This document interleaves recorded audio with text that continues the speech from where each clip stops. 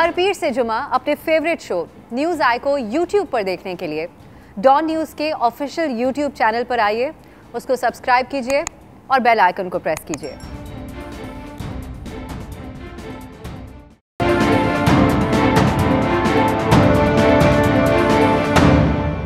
अस्सलामुअलैकुम, मैं हूं अफसा कोमल। मुल्क में क़ब्ल अज़ वक्त इंतखाबात की बात हो रही है और दूसरी तरफ पीडीएम का आज का इजलास जिस पे सबकी नज़रें हैं और यही सब सोच रहे हैं कि क्या इस इजलास में कोई बामकसद पेशरफ्त हो सकेगी।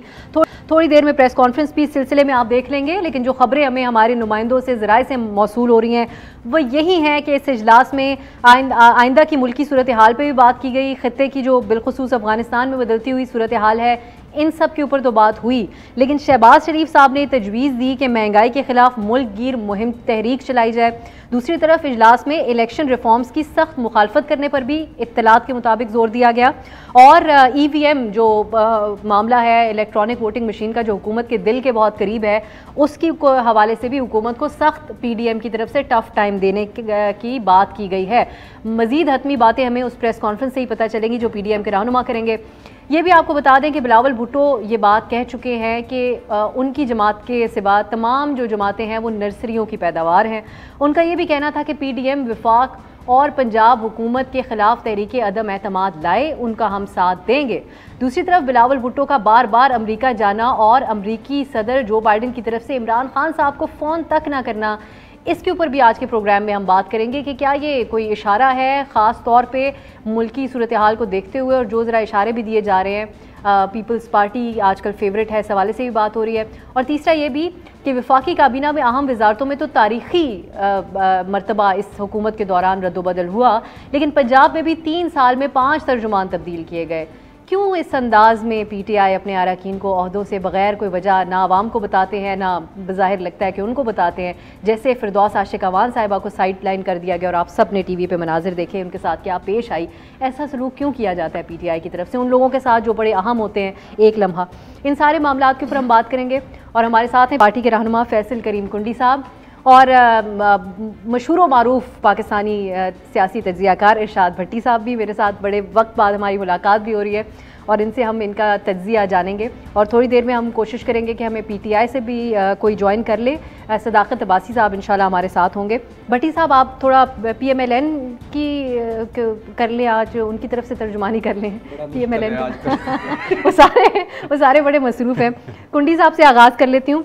कुंडी साहब, आपकी जमात के बगैर पीडीएम का इजलास भी हो गया, कुछ जो बातें सामने आ गई उसका हमने जिक्र भी कर लिया, तो कुछ मिस आउट महसूस कर रहे हैं आप लोगों के बगैर भी? तो देखें चल रहे हैं मामला। बिस्मिल्लाहिर्रहमानिर्रहीम। देखें, आज पीडीएम का इजलास है और हम दोबारा, उससे पहले भी 1-2 इजलास हुए थे, उसमें पीडीएम का एक रोड मैप आया था जिसमें उन्होंने, मैं तो पीडीएम इसलिए नहीं कहता हूँ इस वक्त क्योंकि ये हम ख्याल जमातें रह गई। पीडीएम एक 10 जमातों का एक इत्तेहाद था, 2 जमातें चलेगी तो पीडीएम तो नहीं रहेगी अब तो एक, और उसके कॉपीराइट्स भी पीपल्स पार्टी के पास हैं क्योंकि करें ना आप लोग, क्योंकि चेयरमैन बिलावल ने एपीसी बुलाई थी ना। हम तो बार बार कह रहे थे पीएमएलएन को आप एपीसी बुलाएं, एपीसी बुलाएं, उन्होंने कहा नहीं आप लोग ही करें। हमने एपीसी बुलाई, वहाँ पर पीडीएम की बुनियाद रखी गई। तो एक उन्होंने 2 जलसे ना उसके थे, एक कराची में और एक सुवात में। सुवात में तो जलसा कर लिया पीएमएलएन ने, वहाँ पे किया, मीर मकाम साहब उनको होस्ट किया। अब कराची का जलसा उनको पता भी था कि आई डोंट नो कि अब क्या वजूहत है कि उन्होंने डिले किया उसको। हर किसी को पता है कि 13 अगस्त को मुहर्रम भी होने, उन्होंने एक ऐसा तारीख रखी कि हम मुहर्रम और इसकी वजह से हम इसको मुलतवी करना पड़े, तो कोई और वेन्यू ये कर लेते। लेकिन फिर भी हम उम्मीद करते हैं कि आज जो रोड मैप आएगा, अभी आपने कुछ बातें की हैं, अभी चंद टाइम के बाद मेरे ख्याल में 8-9 बजे शायद प्रेस कॉन्फ्रेंस होगी, तो जो उनका एक आएगा, जो भी स्टेटमेंट आएगी उस पर हम भी अपना एक छोटा मोटा जो तज्ज़िया है भट्टी साहब की तरह हम भी करेंगे कि वो क्या कहते हैं। और कल चेयरमैन बिलावल साहब ने प्रेस कॉन्फ्रेंस की, उन्होंने अभी भी कहा है कि जब भी पार्लियामेंट के अंदर संजीदा होंगे, अदम एतमाद की तहरीक के लिए संजीदा होंगे, पंजाब में होंगे, फेडरल में होंगे, हम एक जिम्मेवाराना पोजीशन की तरह उसका वो करेंगे। देखिए, हमें तो ये बहुत कहते थे कि ये बुरे हैं, इस्तीफ़े नहीं देते हैं, और हमने इलेक्शन में हिस्सा लिया। आप देखें, उन्हीं जमातों ने कश्मीर के इलेक्शन में भी हिस्सा लिया, उन्होंने बाई इलेक्शन में भी हिस्सा लिया। अब तो वो इस्तीफ़ों की बात भी नहीं करते, न लॉन्ग मार्च की बात करते हैं। तो ये चीज़ें देखें, हमने जो हमारे साथ जब उनका था, जब हम 10 जमाते थे, हमारा जो भी एक्शन प्लान था, चाहे वो गलत है ठीक था, हम कन्विंस करते थे और हमने मेजॉरिटी चीज़ें हमने अचीव की हैं। तो अब आज देखते हैं कि क्या वो आता है, उसका रिज़ल्ट आता है। सुने आज मियाँ साहब ने भी बड़े अरसे के बाद उस मीटिंग में बात की, हालांकि स्वात के जलसे में मियाँ साहब मिसिंग थे, कश्मीर के जलसों में मियाँ साहब मिसिंग थे, उन्होंने कोई जलसे नहीं किया। हालांकि वो आते थे, मेरे ख्याल में मरीम नवाज साहबा के जो 1-2 मैंने ट्वीट्स देखी या सोशल मीडिया पे देखा कि वो वहाँ पर मोबाइल पे जो भी एप्लीकेशन पे व्हाट्सएप पे थे या स्काइप पे आए थे, लेकिन वो मिसिंग थे कश्मीर के जलसों में भी। तो आज उन्होंने की हैं, उसकी जब जो चीज़ें अभी थोड़ी देर बाद जब ऑफिशियली मीडिया से निकलेंगी, प्रेस कॉन्फ्रेंस मौलाना साहब करेंगे तो उसको हम वो जवाब देंगे। लेकिन हम आज भी कहते हैं कि अगर पार्लियामेंट के अंदर, क्योंकि लीडर ऑफ द अपोजिशन इस वक्त भी शहबाज शरीफ हैं, उधर हमजा शहबाज हैं, जब भी संजीदा होंगे पाकिस्तान पीपल्स पार्टी जो भी हमसे हो सकता है, जो भी हमसे हो सकता है हम करेंगे। ठीक है, आप लोग करेंगे। भट्टी साहब, मियाँ साहब भी आ गए, उनकी अब ये जो कुछ ज़राए से खबरें मिल रही हैं, उन्होंने भरपूर शिरकत की है पीडीएम में, शहबाज शरीफ साहब ने अपना ख्यालात भी सामने रखे हैं। तो ये तो फिर ऐसी बातें बनी हुई हैं कि इतने सख्त इख्तलाफात हैं कि बिल्कुल ही दो रास्ते जुदा हैं शहबाज शरीफ साहब के और नवाज शरीफ साहब के। और दूसरी तरफ पीडीएम, क्या अभी भी आप समझते हैं कि कोई ख़तरा बन सकती है हुकूमत के लिए या इन लोगों के लिए? देखिए मैडम स्पीकर, आप बड़े अरसे के बाद आपसे और अल्लाह के फजल से जहाँ से आपने छोड़ा था वहीं से वही सवाल किया 2 साल पहले। बिल्कुल यही छोड़ के आप अमेरिका गई थी, आप भी बिलावल भुट्टो साहब से पहले आप अमेरिका गई थी और फिर वापस भी आ गई। पता नहीं अब क्या, मैं अपनी सीवी जमा कराने नहीं गई थी, पता नहीं जो बाइडन इसलिए निकाल कर रहा कि आप आ गई हैं वापस। तो पहली बात तो ये है कि अल्लाह के फजल से आप ये देखें कि नवाज शरीफ साहब एक मुजरम हैं, कन्विक्टेड हैं, मफरूर हैं, इश्तिहारी हैं, जायदादें ज़ब्त हो चुकी हैं, हमदुल्ला जैसी मुलाकातें कर चुके हैं और फ़ौज को गालियां नहीं दी, बाकी सब कुछ कर चुके हैं। गुजरने वाले जलसे में जो उन्होंने किया आज तक किसी ने किया, और मुझे शर्म आ रही है खुदा की कसम के 3 दफ़ा का मेरा वज़ीर आज़म है।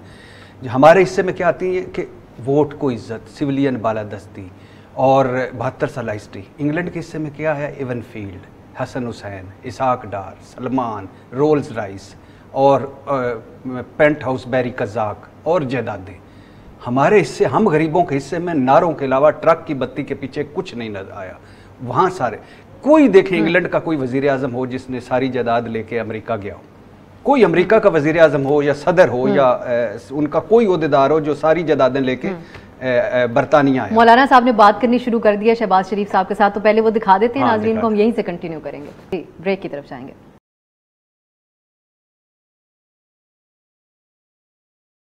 ब्रेक के बाद खुश आमदीद गुफ्तगू आप सुन रहे थे पीडीएम रहनुमाओं की। मौलाना फजलुर रहमान बात कर रहे थे और ऐलानात आपने सुन लिए। जो बैठक थी पीडीएम की, हम इसी इंतज़ार में थे कि क्या ऐलान होता है। तो 1-2 उन्होंने तनकीद की और बड़ा वाज़ेह तौर पर उन्होंने कहा कि जो इंतखाबी इस्लाहात और ईवीएम की बात करती है ये हुकूमत, उसको हम मुस्तरद करते हैं। फिर उन्होंने अफगान पॉलिसी, अफगानिस्तान के हवाले से सलामती कौंसिल में ना इजलास में बुलाए जाने के ऊपर तनकीद की और ऐलान किया कि 29 अगस्त को कराची में पीडीएम के ज़ेर एहतमाम आलीशान जलसा होगा। इसी दौरान हमें सदाकत अली अब्बासी साहब भी ज्वाइन कर चुके हैं, तो हम फर्स्ट रिएक्शन भट्टी साहब आपकी इजाज़त से उनसे ले लेते हैं। उनका आपने हमेशा मेरे साथ ये किया नहीं, वापस आपके पास तज्जिए के लिए आएंगे, मैं आदी हो चुका हूं, सियासी कमेंट लूंगी। अब्बासी साहब, आपने सुन ली पीडीएम रहनुमाओं की गुफ्तगू। आपकी हुकूमत एक चीज़ के ऊपर कहती है कि आए बैठ सकते हैं, वो है ईवीएम और इंतखाबी इस्लाहात, उसको बाकायदा तौर पर रिजेक्ट कर दिया है पीडीएम ने। तो आप लोगों के लिए तो पीडीएम दोबारा मुतहरिक हो रही है, आने वाला वक्त थोड़ा मुश्किल नजर आ रहा है। जी बहुत शुक्रिया। बड़ा खौफ आ गया मुझे पीडीएम की प्रेस कॉन्फ्रेंस सुन के। जैसे वो सुनते ना, तारीख पे तारीख, तारीख पे तारीख और तारीख पे तारीख। इनका है इजलास पे इजलास, इजलास पे इजलास, और बहुत बड़ी थ्रेट है कि हम जलसा कर देंगे। और उस पार्टी को जिसकी तारीख भरी पड़ी है बड़े बड़े जलसे करने की, तो ये अच्छा है, अपने आप को रेलेवेंट बना रहे हैं अगले इलेक्शन के लिए। और उनको समझ आ गई है कि अब तो ये अंगूर बहुत खट्टे हैं, इसलिए हम खट्टे अंगूरों को दूर दूर से खट्टे खट्टे कहते रहेंगे। और बिल्कुल ही इनको ये डर पड़ गया कि ये बिल्कुल वॉश आउट हो जाएंगे। इसलिए मेरा ख्याल है हमें जो 2/3 मेजॉरिटी की एक्सपेक्टेशन है उसको ये रोकने के लिए इकट्ठे हो गए। लेकिन मेरा तज्जिया ये है कि जितना पीपल्स पार्टी और नून पंजाब में इकट्ठी होगी उतना हमारी स्ट्रेंथ होगी। बिकॉज हमारा बयानिया, हमारा इलेक्शन जीतना, हमारी कैंपेन ये थी कि ये सारे करप्ट हैं और हम करप्शन के ख़िलाफ़ हैं और ये हमेशा इकट्ठे होके हमारे ख़िलाफ़ आएंगे। तो वो मेरा ख्याल है बड़ा ऑब्वियस है। और लेकिन अब्बासी साहब, आप लोगों का बहुत ज्यादा इसरार है इंतखाबी इस्लाहात के हवाले से। अभी आज़ाद कश्मीर के इंतखाबात के अंदर भी हमने देखा धांधली के इल्जामात सामने आए, तो इस तरह तो फिर आइंदा आने वाले आम इंतखाबात के ऊपर किसी का यकीन नहीं होगा अगर कोई मिल बैठ के बात ना की गई। इसको तो मुस्तरद कर दिया PDM ने, तो अब इंतखाब कैसे शफाफ बनेंगे? देखिए, हमारा उनका हम पे एतराज़ यह है कि इलेक्शन फेयर नहीं होते, और वो खुद कहते हैं कि इससे माजी के सारे इलेक्शन ही रिग्ड थे। तो हम उससे निकलने के लिए कोई तरीका कार ढूंढ रहे हैं। हम इनको कह रहे हैं कि आप इलेक्ट्रॉनिक वोटिंग मशीन्स को देखें, आप कोई टेक्निकल लोग बुलाएं जिनको किसी टेक्नोलॉजी का पता हो। देखें ना, ये अब मौलाना फजलुर रहमान साहब से अगर आप कंप्यूटराइज सॉफ्टवेयर के बारे में या किसी मशीन के बारे में पूछेंगे तो ज़ाहिर है मौलाना साहब को क्या पता, उनकी ज़िंदगी दूसरे तरीके से गुजरी है।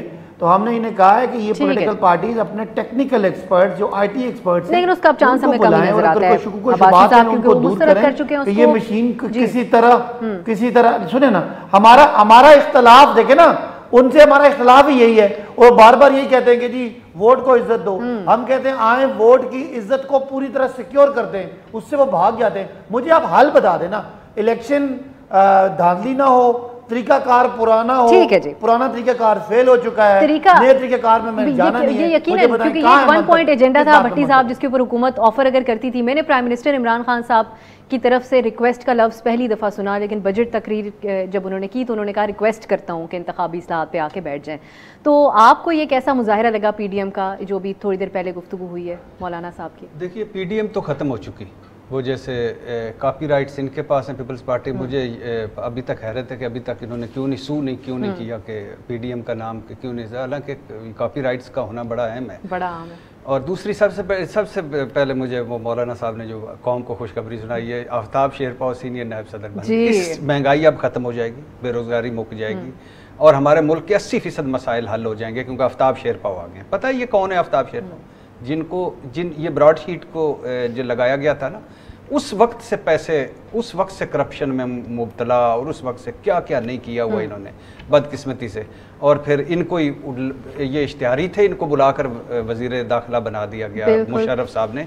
तो ये यानी उनको सीनियर नायब सदर बना दिया है। दूसरी बात है कि इन्होंने 3-4 बातें की। एक तो वही सदाकत अवाइस साहब तारीख पे तारीख, इजलास पे इजलास, वो उनका हक करते रहें। दूसरी बात है कि अगर इंतखाबी इस्लाहात नामंजूर हैं, मुस्तरद हैं, तो वो उनका क्या ख्याल है? कोई एजेंडा दिया हो, कोई नज़रिया पेश किया हो, कोई चीज़ मुस्बत दी हो, क्योंकि ये तो सारों का मसला है। जो भी हारता है हमारे मुल्क में वो सड़कों पे आ जाता है कि लुट्टे गए, उजड़ गए, रोंदू सियासत। लेकिन करना क्या है? अब तक उनका मौक़िफ़ ये है कि हमारा मसला इंतखाबी निज़ाम के ऊपर नहीं है, उसमें मुदाखलत के हवाले से नहीं, बैठे ना, मुदाखलत भी ख़त्म करें। अब इन्होंने GB के इलेक्शन तो इनकी नज़र में फेयर हुए ना, वो उन्होंने मौलाना साहब ने कश्मीर के नहीं हुए और पहले नहीं, सियालकोट तो फेर हुआ है ना। तो बैठे ना, कहें कि फ़ौज को इसमें से निकालना है, बैठ जाएं। और कहें कि ये मशीन नामंजूर है, इस तरह की मशीनों नहीं बैठें। कहें कि ये नुक्ता, ये कश्मीर पे भी इकट्ठे नहीं, ये कोरोना पे भी इकट्ठे नहीं, ये टड्डी दिल पे भी इकट्ठे नहीं, ये GB पे भी इकट्ठे नहीं, ये किसी चीज़ पे इकट्ठे नहीं होते। नैब पे इकट्ठे हुए थे क्योंकि वो आकाओं को बचाना था। वो 34 नुकात दे दिए कि ये सारे केसेस खत्म कर दें। लेकिन दूसरी बात है, ये ठुस हो चुका है, इस गुब्बारे से आवाज निकल चुकी है। भट्टी साहब को सख्त वैसे ऐलान नहीं आया इनकी तरफ से। आप समझते हैं शहबाज शरीफ साहब का फैक्टर जरा हावी आ गया है? होना भी चाहिए, PDM के ऊपर होना भी चाहिए। देखिए ना, मुस्लिम लीग नून को क्या 80% मुस्लिम लीग नून जो है वो इस वक्त कहते हैं खुदा के लिए अगले इलेक्शन पर फोकस करें। और ये जो सो कॉल टोपी ड्रामा 80% शहबाज शरीफ साहब की तरफ से। अच्छा, राना तनवीर ने क्या कहा शाहिद खान नवाज़ी साहब को कि ऐसी टॉक शो में ऐसी जगह बातें करते रहते हैं। प्राइम मिनिस्टर होने का ये मतलब तो नहीं कि जो बच्चा है बात कर दे। अच्छा, शहबाज शरीफ कौमी मसालियत की बात करते हैं, इससे पहले तो वो कह रहे थे कि शाहिद खान नवाज़ी 80% काफी बड़ा नंबर बता रहे हैं। और ये ठुस हो चुका है, इस गुब्बारे से हवा निकल चुकी है अब। और दूसरी आखिरी बात, ये हुकूमत को कोई थ्रेट नहीं है। आपके पार्टी चेयरमैन भी बात कर रहे हैं कि हम आवाम की बात करेंगे, उनको ही हम जवाब दें, और महंगाई के ऊपर भी हम जो है वो आप लोग आवाज़ उठा रहे हैं। आज प्राइम मिनिस्टर इमरान खान साहब ने कहा कि रिकॉर्ड बाइक्स फ़रोख्त हुए इस दौर में। गाड़ियाँ जो इससे पहले भी बयान सामने फवाद साहब का भी आ चुका है, टोयोटा की गाड़ियाँ रिकॉर्ड ब्रेकिंग सेल हुई है उनकी। तो किधर है महंगाई? प्राइम मिनिस्टर साहब पूछ रहे हैं। देखिए, पहले तो मैं भट्टी साहब के साथ थोड़ा सा डिसएग्री करता हूँ मुस्लिम लीग के ऊपर। मेरा अपना ज़ाती ख्याल ये है कि 2 ग्रुप नहीं मुस्लिम लीग में, ये एक ही है, लेकिन वो गुड कॉप बैड कॉप में भी वो खेल रहे हैं। मेरा मैं मैं ये नहीं समझता कि 80% एक के साथ है, 20% दूसरे के पास, ये नहीं है। और आज की अभी थोड़ी सी जो इनिशियली प्रेस कॉन्फ्रेंस हमने भी जो लाइव देखी, उससे मैं समझता हूँ कि शहबाज शरीफ फैक्टर ज़्यादा हावी रहा PDM की मीटिंग में जी सिर्फ, क्योंकि उस PDM में जो कहें वो पुरानी PDM जो है ना, नई PDM है या जो भी है हम ख्याल हैं, उसमें वो जज्बा नहीं था, उस किस्म से वो नहीं थे कि हम तो 3 4 5 जलसों का ऐलान करते कि आज हम इधर कर रहे हैं, फिर इधर फिर इधर फिर इधर फिर, लेकिन अब हम देखते हैं इन्होंने जो नई तारीख दी है। PDM जो कराची में आप लोगों के जो वहाँ मुजाहरा करेगी, तो वो तो ऑब्वियसली आप लोगों के घर में आके आप लोगों को ललकारेंगे, तो कैसा आपको महसूस हो रहा है इस ऐलान पे? पॉलिटिकल पार्टीज हैं, हर किसी का एक हक बनता है जहाँ पर पॉलिटिकल पार्टीज जलसे करें। तो वो इतना अजीमो शान जलसा कर सकते हैं जैसे मौलाना साहब कह रहे हैं? देखें, पॉलिटिकल पार्टीज हैं, जलसा करेंगे, कर लें, क्योंकि जो वहाँ पर जो क्राउड आता है मदरसे का, क्योंकि जब वो स्कूल के, जब हम स्कूल में पढ़ते थे और हमें छुट्टी हाफ ब्रेक मिल जाती, हम कितने खुश होते थे। तो जब मदरसों के बच्चों को एक दिन की छुट्टी मिल जाए, 2 दिन के, जी कराची CU का चक्कर भी लगा लें, जलसा भी मतलब ये हुआ कि जब आप लोग PDM में शामिल थे तो तब भी जो एक्टिविटी हुई थी और लोग कहते थे मौलाना साहब तो होस्ट क्राउड है जो आ जाता है। नहीं, हम तो होस्ट करते थे। सिंध में जितने भी जलसे हुए हमने होस्ट किए। आप देखें, चाहे वो हैदराबाद में था, चाहे कराची में था, चाहे लाड़काना में था, हमने उन सबको होस्ट किया था। बाकी जो है कुछ इकट्ठे होस्ट हुए, कुछ पंजाब में नून ने होस्ट किए थे। हमें भी कहते हैं पॉलिटिकल पार्टीज़ हैं, जलसे करते हैं, सिंध में जहाँ पे भी करते हैं, बिल्कुल हम उसमें कोई हर्डल्स क्रिएट नहीं करेंगे, बिल्कुल वो आके जलसे कर सकते हैं। लेकिन इसमें 2-3 चीज़ें जो कि मतलब है कि एक शेरपाव साहब मैं मुबारकबाद पेश करता हूँ कि वो सीनियर नायब सदर बन गए। और देखें, अभी भी हम कह रहे हैं, अगर आपने कहा कि इमरान खान साहब ने ये बात की, मोटरसाइकिल बहुत ज़्यादा फरोख्त है, गाड़ियाँ बहुत, मईशत मजबूत हो गई है बकौल इनके, गन्ने की बम्पर क्रॉप हुई है और गंदम की भी बम्पर क्रॉप हुई है, ठीक है। आप मुझे बताएं, अगर गंदम की बम्पर क्रॉप हुई है तो आप गंदम क्यों इंपोर्ट कर रहे हैं, ठीक है। और क्या रोटी सस्ती हो गई है? क्या चीनी सस्ती हो गई है?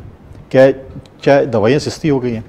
अब ये चीज़ें हैं जो कि आम शहरियों पे, जो कि मतलब है कि फर्स्ट हैंड ये चीज़ है कि ये अगर ये सस्ती हो गई है तो मईशत भी मजबूत हो गई है। अब्बासी साहब, प्राइम मिनिस्टर साहब गाड़ियों और बाइक्स की सेल के ऊपर क्यों उसको तशबीह दे रहे हैं कि महंगाई किधर है और उससे हालात का मुआवजा करें? कुंडी साहब ने जो बातें की, तो इस पर भी जवाब दीजिएगा।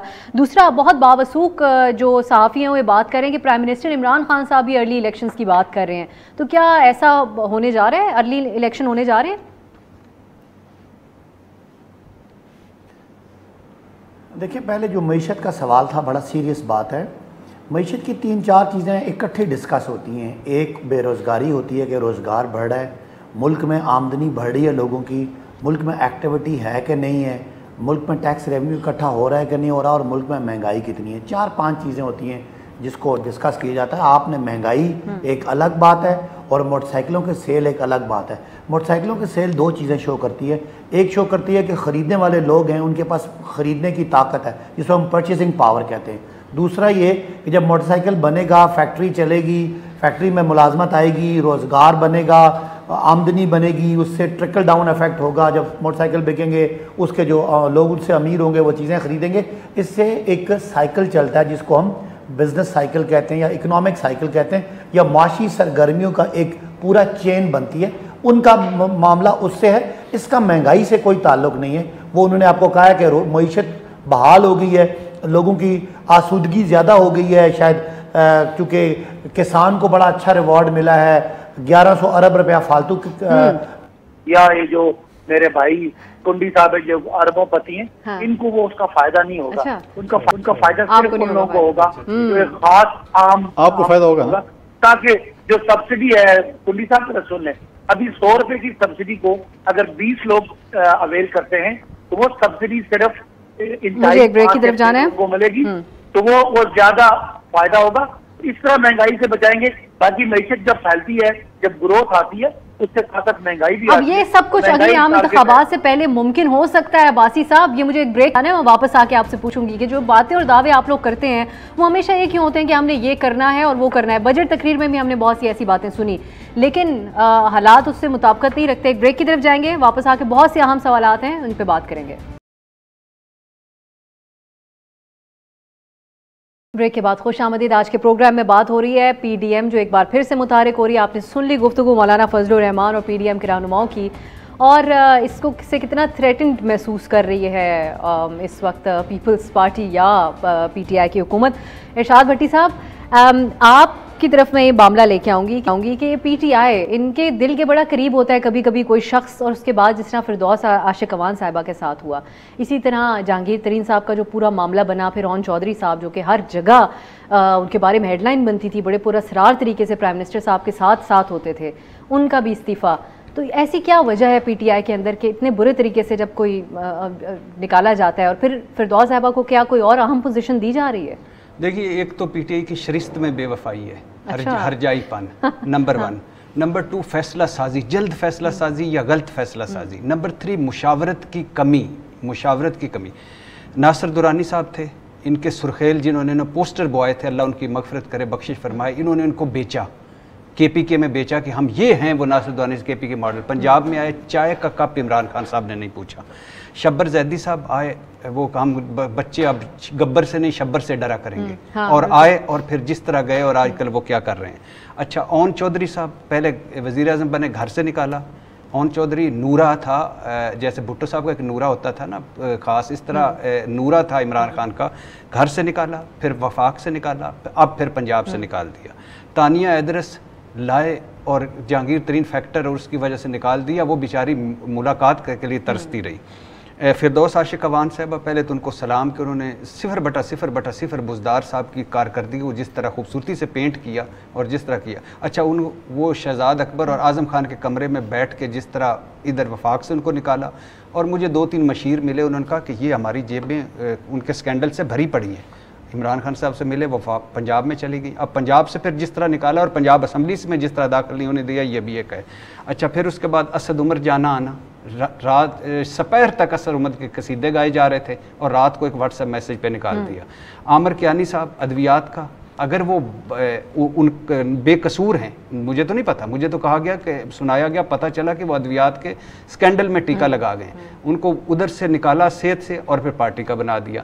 हारून शरीफ होते थे 5वें मेरे ख्याल से जो, और फिर जुल्फी बुखारी साहब अब एक अजीब से तारीख पर मंजर में कि निकले कि नदीम बाबर साहब जो एक मुबैना तौर पर एक टीका लगा के गए 25 अरब से ज़्यादा का, उनका पता नहीं वो किधर। जफ़र मिर्ज़ा साहब, उनका क्या कसूर था, कोई पता नहीं आज तक चला, किस तरह निकाला उस तरह। और फिर इस तरह 12 तब्दीलियाँ KP की हुकूमत में, 18 मरतबा तब्दीलियाँ पंजाब हुकूमत में, 7 मरतबा तब्दीलियाँ वफाक में, बड़ी बड़ी, और तर्जमान और ब्यूरोक्रेट्स तो रिकॉर्ड साज, और तर्जुमान तो कम से कम 5 तर्जुमान और रिकॉर्ड साज। इसकी वजह आखिरी बात, ये सही मतलब समझे इमरान खान तब्दीली का, ये है असल तब्दीली। कुंडी साहब, अगर आप इजाजत दें, मैं अब्बासी साहब से पहले इस बात का जवाब ले लेती हूँ। अब्बासी साहब, ये एक बहुत बड़ा एक टॉपिक ऑफ डिस्कशन रहता है। हमाद अजहर साहब हमने जहाँ सेलिब्रेट करना शुरू किया, या उनको मुबारकबाद, अब्दुल हफीज शेख साहब, उनको हाँ सबसे कम वक्त के लिए सबसे यंगेस्ट फाइनेंस मिनिस्टर को हम सेलिब्रेट कर रहे थे, सबसे कम वक्त रहने वाला फाइनेंस मिनिस्टर बन गया। आप लोगों की जमात का ऐसा रवैया क्यों होता है? हमें बड़ा बुरा लगा फिरदौस साहिबा के साथ ये रवैया अपनाया, क्योंकि एक दिन पहले तो वो बिल्कुल हुकूमती तर्जुमान की तरह भरपूर अंदाज में आके आप लोगों का दिफा भी कर रही थी, कोर्ट में विक्ट्री स्पीच दे रही थी, ऑब्वियसली। जी अच्छा, पहली तो 2-3 बातें, इसके 2 पहलू हैं। एक तो ये कि जो वजीर बदलते हैं, और आपने कहा हमाद अजहर आए थे और चले गए, तो शायद हमाद अजहर जब आए थे तो हमारे पास उनसे एक बेहतर ऑप्शन नहीं था, इसलिए मुल्क तो चलाना होता है, उनको लाया गया। लेकिन जब उनसे बेहतर ऑप्शन हुआ तो कोई हम उससे कोई अपनी बात को स्टिक नहीं कर जाते। मुल्क की बेहतरी के लिए, सारे सिस्टम की बेहतरी के लिए। अब्बासी साहब, हमाद अजहर साहब ने प्रेस कॉन्फ्रेंस, सॉरी मैं काट रही हूं, आप यहीं से कंटिन्यू कीजिएगा, उन्होंने प्रेस कॉन्फ्रेंस भी कर दी थी। ये बज़ाहिर लग रहा था कि उनको लगा, तो उनको खुद को तो पता होता, वो कहते हैं कि मैं एक टेम्परेरी बेसिस पे, उनके अलावा भी जो काबीना में शामिल होता है या निकाला जाता है, बताया नहीं जाता कि किस बुनियाद पे वापस रखा जा रहा है और किस बुनियाद पे निकाला जा रहा है। मेरा भी साथ सवाल ले लें अब्बासी साहब के, ये जो शौकत तरीन है, ये जो नया पहलवान आप लाए, ये तो नैब के मुबैना तौर पर मुल्ज़म है, ये तो इन पे से तो बड़े सीरियस इल्जामात हैं। जी भाई। अच्छा, पिछली बात जो इनकी बात, अब्सा की बात का, कि देखें ये इस्तेकाक वज़ीर आज़म का, ये इस्तेकाक किसी वज़ीर का नहीं है कि उसको क्या मिलना है। वज़ीर आज़म जब मुनासिब समझते हैं तो वो फैसला करते हैं, क्योंकि वोट वज़ीर आज़म इमरान खान या पार्टी चेयरमैन इमरान खान को पड़ा, लोग उनको लीडर मान के उनके पीछे हम सारे खड़े हुए हैं, तो ये मेरा ख्याल है उनका ही हक है और वही जवाबदेह हैं। रही बात कि फिरदौस आशिक अवान को हुकूमत ने कुछ किया है, उसमें तस्सीह कर ले, वो हुकूमत ने कुछ नहीं किया। वो असेंबली जो है वो एक ऑटोनमस इदारा है, हुकूमत के ताबे नहीं है, और उसके जो स्पीकर हैं वो वैसे क्यू लीग के हैं। और थोड़ी सी वहाँ पे कोई रिफ्ट भी थोड़ी सी थी कि जो सियालकोट में जो कैंडिडेट जिसने इलेक्शन लड़ा, और इस बुनियाद पे डॉक्टर साहिबा कह रही हैं कि क्रैक्स अपीयर हो रहे हैं आपकी जमात और आप लोगों की इत्तेहादी काफ लीग के दरमियान। क्या वो सिर्फ अपनी एंट्री के बेहाफ पे की वजह से ये बात कर रही है या वाकई कुछ डिफरेंसेस आ रहे हैं आप लोगों के? देखिए, दो पॉलिटिकल पार्टीज हैं, आगे इलेक्शन हो रहे हैं, क्रैक पड़ भी जाए तो पीटीआई को कोई फर्क नहीं पड़ता। मेरा ख्याल है क्यू लीग अपने इलेक्शन से अपने मैनिफेस्टो पे वोट लेके आई है और पीटीआई अपने पे लेके आई है। ये हमारी जो इंगेजमेंट ऑफ विलिंगनेस है, और जब कोई डिसएंगेज होना चाहे हम या वो, तो मेरा ख्याल है कोई मजबूरी नहीं है, कोई लॉन्ग टर्म का कोई वायदा नहीं है। लेकिन अगर आप पंजाब की पॉलिटिकल रियलिटी देखें, पंजाब की ग्राउंड रियलिटी देखें, ज़मीनी हक़ाइक़ देखें, तो दोनों पार्टियों को इकट्ठा चलना सूट करता है। लिहाजा मेरा ख्याल है अगर ये बात की है फरदौस साहिबा ने, तो शायद वो सारे प्रोसेस में जज्बाती हैं, तो उन्होंने तो ये दो चीज़ें अलग हैं। पीटीआई का कोई ताल्लुक नहीं है पंजाब असेंबली के वाक़े से, वो का या लेकिन जिस मैं आगे बात साहब जाऊंगी, लेकिन साहब ने खुद कहा कि दोनों जमातें पंजाब में यकीनन एक दूसरे के बगैर तो कोई तस्वुर नहीं है चल सके, तो ये दरार आना भी हमारे लिए एक बहुत बड़ी खबर है मीडिया के लिए। आपकी पंजाब में पोजीशन के हवाले से कुंडी साहब, आपकी जो जमात है उसके ऊपर ये बात हो रही है कि शायद आप लोग आजकल जो है वो मुक्तदर हलकों में फेवरेट हो गए हैं। जिस तरीके से बलोचिस्तान में सनाउल्लाह ज़हरी साहब, अब्दुल कादिर बलोच साहब समेत दीगर नून लीग के लोग आप लोगों के साथ शामिल हुए, तो क्या सीक्रेट है इतने सारे लोगों की शमूलियत का, और मजीद कौन लोग शामिल होने जा रहे हैं? देखिए, ऐसी बात नहीं। जब हम गिलगित बल्तिस्तान का इलेक्शन लड़ने के लिए गए और एक हमारी एक लंबी कैंपेन थी, तो आप लोग भट्टी साहब यही कह रहे थे कि जी जीबी की शायद हमें हुकूमत मिल जाएगी, या हम जो तजिए निगार थे ये कह रहे थे कि यार हम शायद कोलिशन हुकूमत में होंगे, लेकिन वो ऐसा नहीं हुआ। बलूचिस्तान में जिस तरीके से उन्होंने PMLN को छोड़ा और उनके पास दूसरी ऑप्शन नहीं थी, वो बलूचिस्तान आवामी पार्टी में नहीं जाना चाहते थे, और उनके पास ऑप्शन पाकिस्तान पीपल्स पार्टी थी, हमारे साथ बैठे और हमने शमूलियत की। कादिर बलोच साहब भी थे, ज़हरी साहब भी थे, मुख्तलिफ MNAs और MPs जो कि फॉर्मर उनके साथ थे, उन्होंने भी ज्वाइन किया। इनके आने से हमारी पार्टी डेफिनेटली हमारी मजबूत हुई। बाकी भी इंशाल्लाह बहुत मुहर्रम के बाद कुछ और ज्वाइनिंग भी हैं मुख्तलिफ सूबों में, इंशाल्लाह वो भी होंगी। तो जब ज्वाइनिंग शुरू हो जाती है तो फिर आप लोग कहते हैं कि आप लोगों से ज़्यादा खतरा PMLN को है या PTI को है? हमारे देखिए मुख्तलिफ इलाकों में मुख्तलिफ पार्टीज के साथ आपका इलेक्शन होता है। अब आप देखें कि KP में जो है वो PTI भी है, ANP भी है, JUI भी है, मुख्तलिफ पॉलिटिकल पार्टीज़ हैं। पंजाब में PMLN है, PTI भी है। जो अब्बासी साहब ने बात की कि जी ये बात मैं नहीं मानता कि पंजाब असम्बली की नहीं है, पंजाब असम्बली आपकी और आपकी इत्तेहादियों की है। परवेज़ इलाही साहब जो हैं वो आपके इत्तेहादी हैं। आज भी बहावलपुर में आपको चीमा साहब ने होस्ट किया। चीमा साहब के आप उसके मतलब है कि काफली के एक बहुत इंपॉर्टेंट वफाकी वज़ीर हैं। उन्होंने मतलब है कि आज आप जहाँ पर गए थे कन्वेंशन आपने सो कॉल्ड किसानों के, जिसमें मुझे किसान 5% भी नज़र नहीं आ रहे, सारे सूटेड बूटेड बैठे हुए थे, बाकी किसान नज़र नहीं आ रहे थे। तो ये चीज़ें जो हैं ये इनकी ठीक है कोलिशन में होता है, लेकिन अपने इत्यादियों के साथ ऐसा नहीं किया जाता कि दरवाजे से आप इंस्ट्रक्शन दे दें कि इसको बिल्कुल। मेरे पास वक्त खत्म हो रहा है, मैं क्विकली चाहूँगी भट्टी साहब बता दें कि क्या अर्ली इलेक्शन होंगे, कबल अज़ वक्त इंतखाबात होंगे? दो थ्योरियाँ चल रही हैं इस्लामाबाद में। देखिए आप उस पर क्या होता है। एक तो कि इमरान खान अर्ली इलेक्शन करवाए, हमारी हिस्ट्री नहीं, हम शायद खान अब्बासी रात 12 बजे तक काबीना के इजलास करते रहे, आखिरी दिन हमारा आखिरी लम्हे तक इंजॉय करते हैं। दूसरी, बिलावल के सर पर सिरे सज रहे हैं अगले कोलेशन गवर्नमेंट में वजारत उज़्मा के, और ये जो हाँ ये एक, और ये जो साउथ पंजाब में अगर 15-20 सीटें ये लेके आ गए और सिंध से और KP से 2-4 उससे, तो वो होगा। और यानी अब ये थ्योरियाँ चल, इसमें कितना वल्लाह आलम हम कबल वक्त है कुछ, लेकिन इमरान खान साहब के लिए इस वक्त सबसे बड़ा खतरा इमरान खान साहब खुद हैं और उनकी परफॉर्मेंस है, गवर्नेंस है, गुर्बत है, बेरोजगारी है, महंगाई है। नहीं, पीपल्स पार्टी और अपोजिशन PDM भी नहीं गिराना चाहती, वो शहीद बनाएंगे इमरान खान साहब। सही। अब्बासी साहब, क्या प्राइम मिनिस्टर इमरान खान साहब ने बात की है, क्या अर्ली इलेक्शन का इंदिया उनकी तरफ से दिया गया है? देखिए, कोई ऐसी फॉर्मल बात तो नहीं हुई कि अर्ली इलेक्शन की ज़रूरत भी कोई नहीं है। हम चाहेंगे कि हमने जो डेवलपमेंट के प्रोजेक्ट शुरू किए हैं वो सारे मुकम्मल हों। हर हुकूमत चाहती है कि वो जो चीज़ें प्रोसेस में हैं वो सारी सामने आ जाएँ। मैं समझता हूँ हमने हेल्थ कार्ड पूरे मुल्क को देने हैं, वो हम दे दें। हमने जो ये गुरबत के बकाओ के हमारे प्रोग्राम्स हैं, ये जो हमारा सर्वे है बड़ा ज़रूरी है, ये मुकम्मल हो जाए। अगला बजट हमने देना है जो बड़ा एक ग्रोथ ओरिएंटेड बजट होगा। मेरा नहीं ख्याल कि कोई ऐसी हुकूमत को कोई ज़रूरत है या कोई ऐसा अपोजिशन ने बहुत बड़ा कोई रफड़ डाल दिया है सड़कों पे अवाम इनके साथ है ही नहीं, बेचारे ऐसे फारिग फिर रहे हैं। अभी हम कश्मीर जीते हैं, जीबी जीते हैं, पंजाब जीत रहे हैं, हम तो जाके सिंध में अपना झंडा गाड़ना जा रहे हैं। और ये